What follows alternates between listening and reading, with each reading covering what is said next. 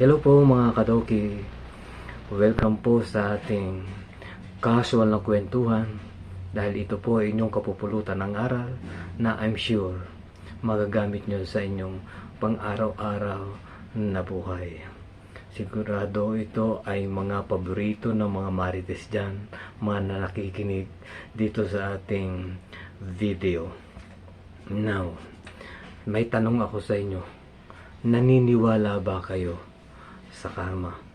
Pero hindi po yan ang katanungan na dapat ninyong sagutin, kasi ang tanong ko na dapat ninyong sagutin ay, may karma ba dito sa atin? Letter A, wala. Letter B, meron. Ang tamang sagot po, letter A, wala. Very intriguing ang sagot sa aking katanungan tungkol sa karma. Bago po natin puntahan ang mga major points na dapat natin discussin dito sa karma, ito po ang mga dapat nating emphasize sa ating kwentuhan. Una, ano ang karma? Pangalawa, may karma ba sa ating religion? Pangatlo, when it happens. Then pang-apat, ano ang katumbas ng karma sa ating religion? So balikan na po natin ang mga major topics to be discussed in this video. Una, ano ang karma? Karma is a natural law of nature which aims to emphasize what is good things, what is bad things. Yun ang karma. Good deeds at merong evil deeds. Good deeds, something good will go back to you. If you do something bad to other people, something bad will go back to you. Yan po ang natural law of karma. Kaya sa karma, kung anong ginawa mong masama sa kapwa mo, pagbabayaran mo yun. Pero hindi mo yan pagbabayaran ngayon. Malalaman nyo yan mamaya. At kung mabuti ang ginawa mo, edi mabuti rin ang kabayaran sa iyong mga ginawa, pero hindi rin sa ngayon yun mangyayari. Mamaya natin sasagutin dun sa uli kasi yun ang katanungan when it happens. Now, may karma ba dito sa atin? Sa ating religion especially? Wala. Wala pong karma dito sa ating society at dito sa ating religion. Saan nangyayari ang karma? Ang karma ay itinuturo sa Indian philosophy and Indian culture dahil sila ang followers at naniniwala sa karma. Tayo, knowledge lang sa karma kasi when we discuss Asian studies, of course, we discuss Asian culture. And when we discuss Asian culture, there is an Indian philosophy and Indian religion which is Hinduism. Kung ikaw ay Hindus, kahit ikaw ay Pilipino, pero kung Hindus ka, di naniniwala ka sa Hinduism. Kasi may mga Pilipino po na believers ng Hinduism. Lalo na po dyan sa Santa Ana, Manila, dahil dyan na andoon ang Indian temple, marami ang na-convert sa Hinduism. So may mga Pilipino na believers ng karma. Pero hindi ibig sabihin, ay may karma na dito sa atin. Doon lang sa pinaniniwalaan nilang philosophy and religion, merong karma. Kaya kung ikaw ay Indian, hindi may karma, believers ka ng karma. Tayo naman mga Christian, sa Christianity and Catholicism, wala pong karma. So huwag na po kayo magsasabi ng makakarma ka din. Sana makarma ka kasi nga wala tayong karma. Walang doctrine sa ating religion emphasizing the practice of karma. Katolika school ako nag-aral. Wala po ako natatandaan. Tinuruan kami ng doctrine ng karma sa ating Catholic religion o Christianity. Yun nga lang, na-discuss namin yung karma sa kaklase kasi nga sa Indian culture o Indian religion, which is Hinduism. Practice lang po yan ng mga Hindus, ng mga naniniwala at followers ng Hinduism. The third point is, when it happens, kailan ba mangyayari ang karma? Kaya maling-maling sabihin, makakarma ka din. Sana makarma ka. Hinding-hindi po iyan totoo dahil karma happens when the person die. Karma happens after death.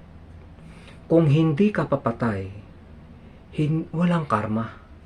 Kasi ang karma sa paniniwala po ng Hindus, the believers of Hinduism, mangyayari lang kapag patay na ang isang tao. Papaano yun?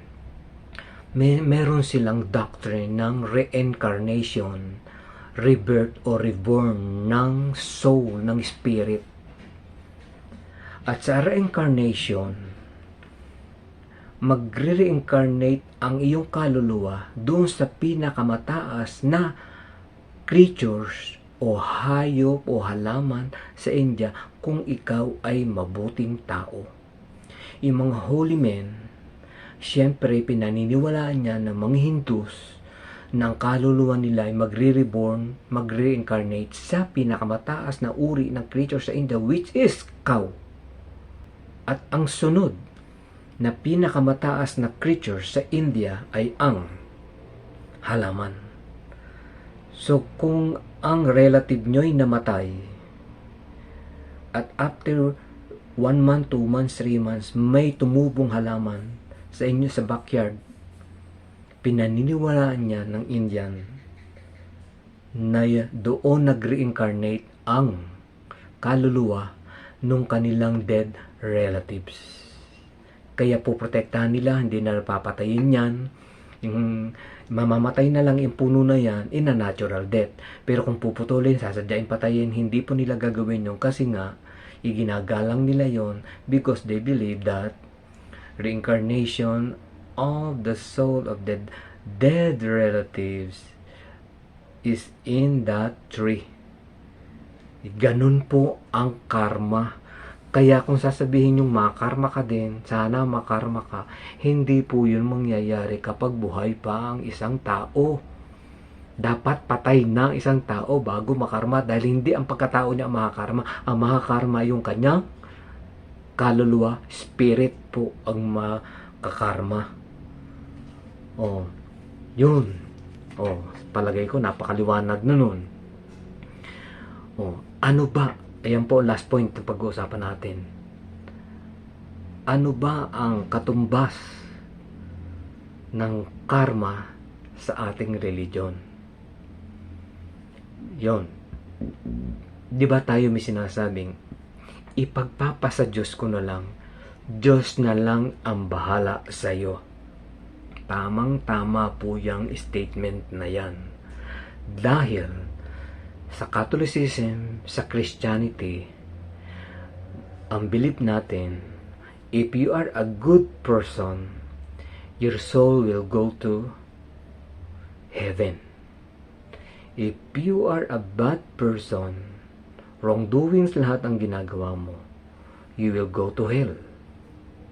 Oh, sa karma, ganun din.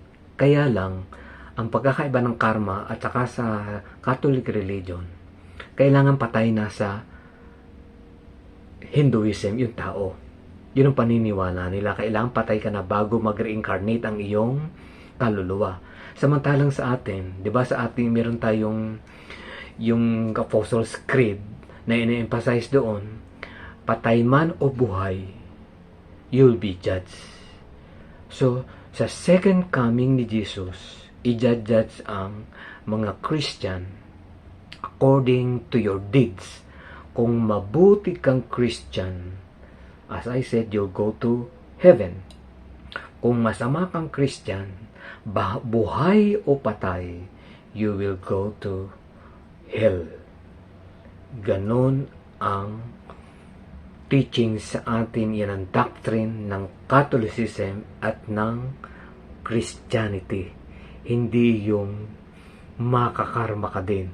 Huwag na po kayong maniwala dyan sa philosophy na yan, kasi hindi mangyayari yan kapag ang isang tao ay nabubuhay pa. Kailangan siya ay mamatay. Sa ating paniniwala sa Catholics and or Christianity, if you're a good person, especially mga saints, sila ang mga model of holiness, o di siguradong sila ay nasa heaven. Sigurado niyon. At kung ikaw ay mabuting tao at nagpapakatao ka, hindi ka aapak ng mga maliliit na tao, so you will go to heaven also. At kung ikaw naman ay masamang tao, masama ang ginawa mo, di yun ang punishment sa'yo. You will go to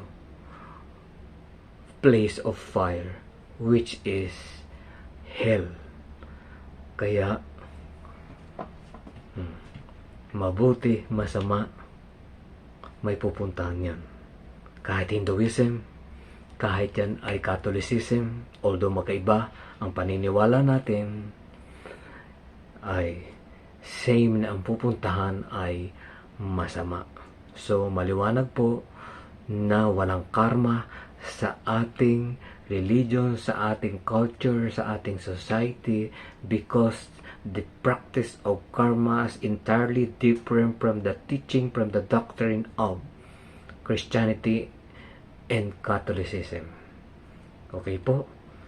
So sana clear sa inyo lahat yung mga sinabi ko. Kung hindi man kayo satisfied sa impormasyong nabanggit ko, i-check nyo na yan. Nako po, mga kadogi. Basta lagi nyong i-subscribe, i-like ang aking mga video at i-subscribe ang aking channel. Salamat po.